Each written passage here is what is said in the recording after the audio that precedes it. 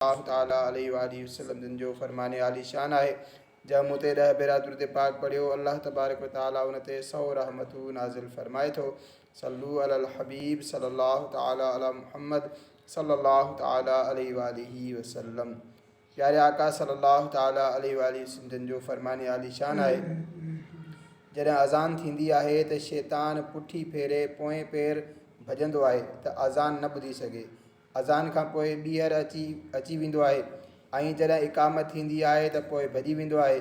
इक़ामत खां पोइ अची निमाज़ी खे वसवसा विझणु शुरू कंदो आहे ऐं उन जी विसरियल ॻाल्हियुनि जे बारे में चवंदो आहे फलाणी ॻाल्हि यादि कर, फलाणी ॻाल्हि यादि कर। तेसिताईं जो नमाज़ी खे यादि न आहे रहंदो त हिन केतिरियूं रकातूं पढ़ियूं आहिनि।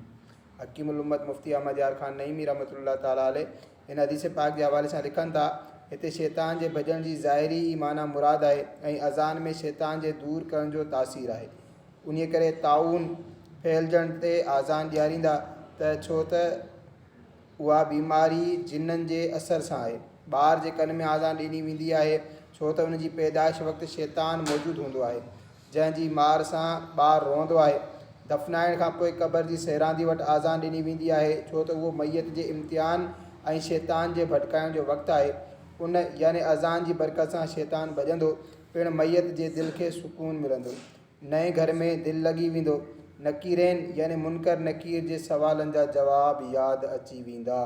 मुफ्ती अहमद यार ख़ान नईमी रहमतुल्लाह ताला अलैह अॻिते हली वधीक फरमाइनि था, तजुर्बो आहे त नमाज़ में उहे ॻाल्हियूं यादि अची वेंदियूं आहिनि जेकी नमाज़ खां ॿाहिरि यादि न आहिनि हूंदियूं।